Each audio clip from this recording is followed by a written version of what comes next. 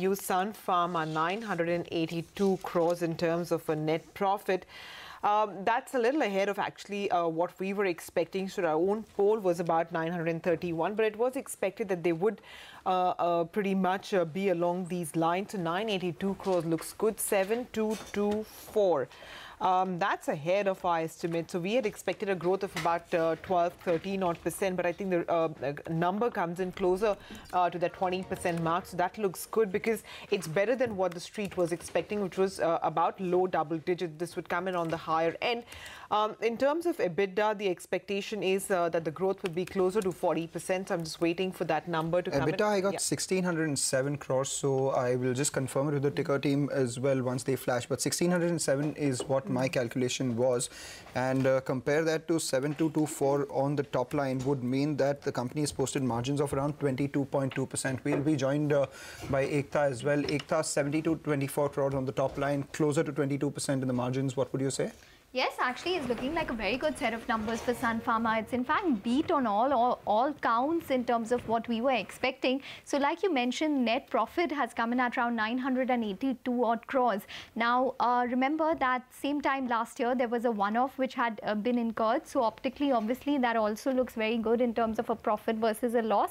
But separately, the street was expecting them to do over 930 odd crores or thereabout in terms of a profit. And the larger or the range that we were working with in terms of an upper estimate in terms of profits was 970 odd crores. So if you compare this figure of 982 odd crores, it's definitely even beat the highest expectations that were on the street.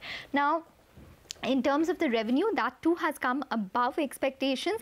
It's over a 14 to 15% growth easily, which has come through. What I mean by that is that the street was estimating up to a 14% growth. So again, it's beat that parameter in terms of growth, but and the margin too has come in at the higher end of estimates. So on all three counts, which is basically EBITDA as well as revenue as well as profit, it seems as though Sun Pharma has definitely delivered this quarter, and the margins have sustained quarter on quarter as well. Last quarter margins were 24%. This quarter they've delivered at 22%. So that sort of sustainability above 20% too will bode well for Sun Pharma. So overall, very good set of numbers which have come in for Sun Pharma in terms of the expectations that the street had. We have a couple of reactions coming through. We have Purvi Shah joining in to talk about the numbers. Purvi, your first thoughts?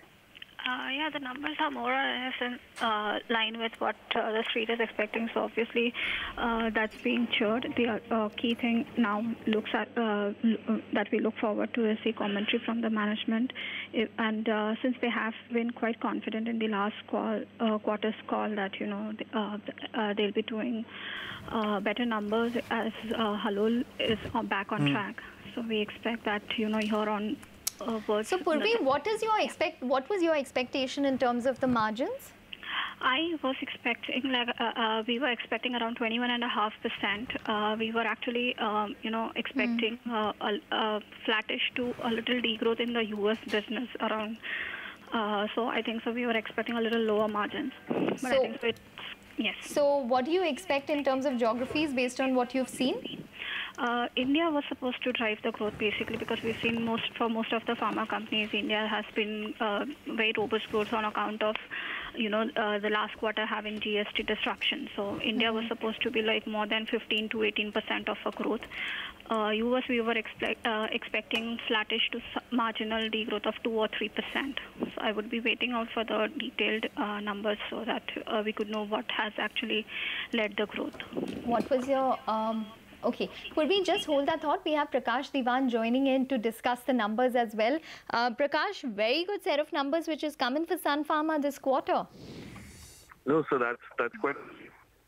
We've all been waiting how many quarters now, and more importantly, if the product mix and the distribution across geographies is encouraging, then that means that this could probably be the start of a slightly more medium-term trend and not just one-offs.